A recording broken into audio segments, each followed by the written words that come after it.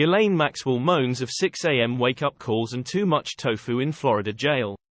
Ghislaine Maxwell is currently serving 20 years in a Florida prison after she was convicted of trafficking a minor and 3 counts of sex trafficking conspiracy.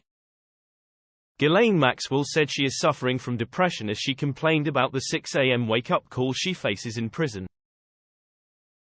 Maxwell offered insight into her treatment inside FCI Tallahassee as she addressed her relationship with convicted sex offender Jeffrey Epstein and Prince Andrew. She said, "They wake you up at 6 and you can go to breakfast, which consists of cereals and a piece of fruit, generally. Then you have to make your bed, sort of military style so there's nothing sticking out. Otherwise, you can get into trouble.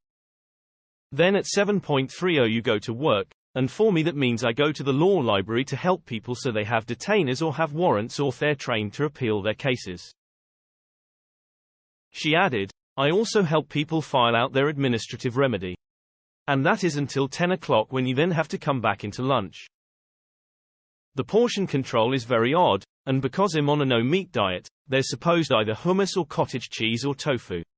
But mostly, I'd say 95% of the time, it's tofu or beans." During the interview, Ghislaine Maxwell offered no apology to the victims of convicted sex offender Jeffrey Epstein as she addressed her relationship with the disgraced millionaire and Prince Andrew in a bombshell interview from prison.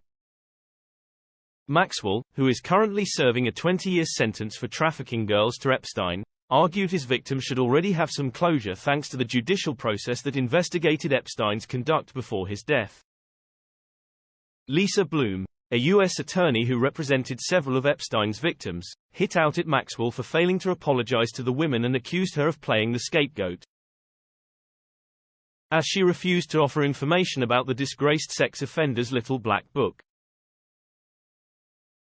Bloom said, "They're glad Ghislaine is exactly where she should be, in prison. Whenever she opens her mouth, you can predict she's going to be feeling sorry for herself, playing the victim, playing the scapegoat. It's just the same old thing from her."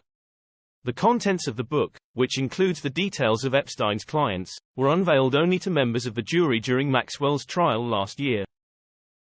Maxwell also claimed New York authorities allowed Epstein to kill himself whilst in custody, and questioned the veracity of a picture of the Duke of York with his accuser Virginia Giuffre.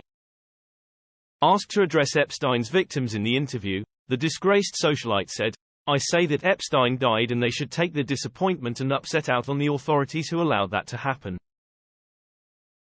And as I said, I hope they have some closure by the judicial process that took place."